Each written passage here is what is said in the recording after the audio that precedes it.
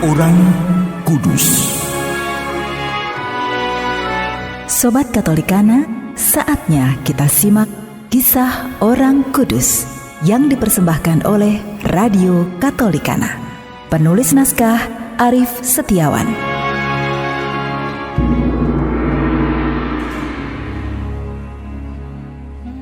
Saudara-saudari, hari ini kita akan mendengarkan kisah dari Santa Elizabeth Ann Seton yang mengalami perjalanan hidup penuh kejutan hingga menghantarnya menyandang gelar Mother Seton.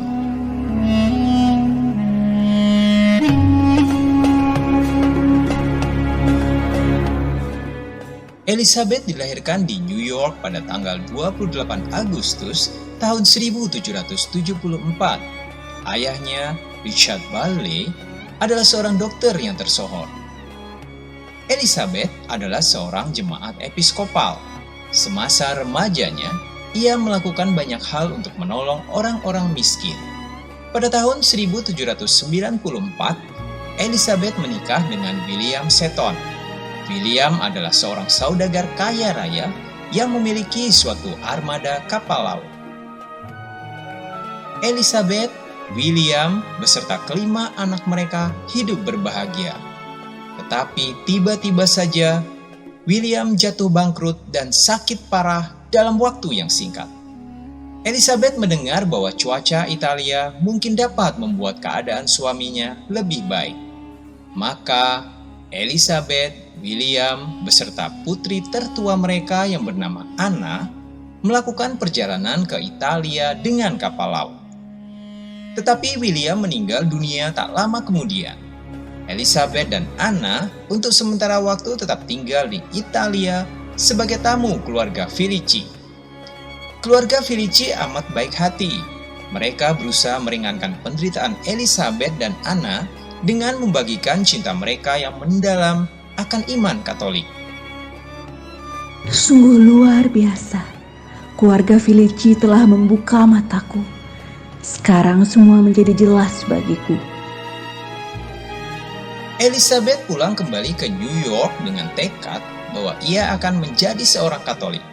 Keluarga serta teman-temannya menentang Elizabeth. Mereka amat kecewa mendengar keputusannya, tetapi Elizabeth maju terus dengan berani.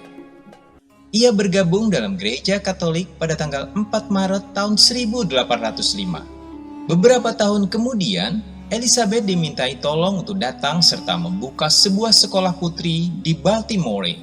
Di sanalah Elizabeth memutuskan untuk hidup sebagai seorang biarawati. Banyak perempuan yang datang untuk bergabung dengannya, termasuk saudarinya dan juga saudari iparnya.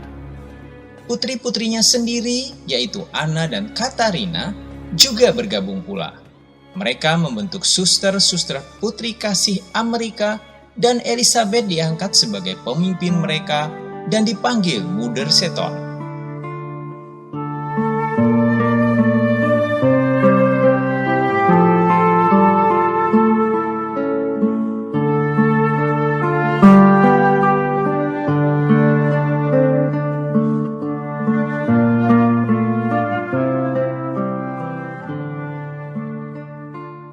Saudara-saudari, Gereja Katolik yang satu, kudus, Katolik dan Apostolik mempunyai kepenuhan iman dan rahmat.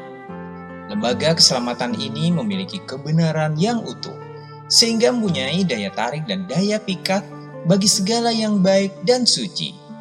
Inilah yang dialami Santa Elizabeth Ann Seton. Melalui Mother Elizabeth Ann Seton, kepenuhan rahmat itu dibagikan kepada suster-suster dan anak-anak didik mereka. Kepenuhan iman dan rahmat menjadi mahkota bagi Mother Elizabeth Ann Seton. Beliau dimaklumkan sebagai Santa pada tanggal 14 September tahun 1975 oleh Paus Paulus ke-6. Santo Paulus sendiri berkata, "Mereka yang ditentukannya dari semula, mereka itu juga dipanggilnya, dan mereka yang dipanggilnya, mereka itu juga yang dibenarkannya, dan mereka yang dibenarkannya, mereka itu juga dimuliakannya." Apakah kita juga cukup mencintai kebenaran iman dan kekayaan rahmat iman kepercayaan kita? Hendaknya apa yang kita yakini itu dapat pula kita tampilkan ke tengah dunia, khususnya kepada lingkungan keluarga dan masyarakat kita, sehingga apa yang benar adalah benar dan apa yang salah adalah salah. Kebenaran akan selalu berada di atas segalanya. Satu hal yang jelas dari hidup Santa Elizabeth Ann Seton adalah menjadi Katolik membuatnya menjadi lebih masuk ke dalam dunia. Ia tidak menyembunyikan kekatolikannya, melainkan mewartakannya kepada dunia dengan caranya sendiri. Dalam masyarakat kita, janda merupakan predikat yang merepotkan dan juga menjadi halangan untuk bisa hidup secara wajar.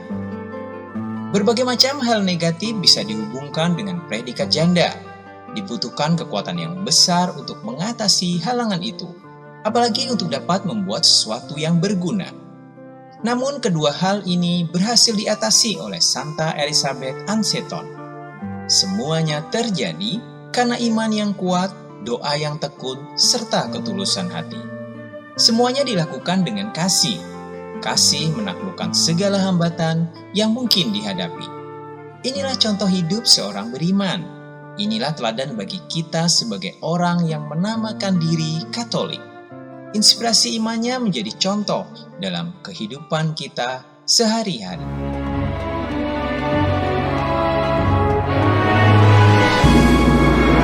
Demikian kisah orang kudus hari ini. Kisah orang kudus dapat Anda simak di Radio Katolikana setiap hari pukul 12 waktu Indonesia Barat dan pukul 19 waktu Indonesia Barat. Sampai jumpa di kisah orang kudus selanjutnya.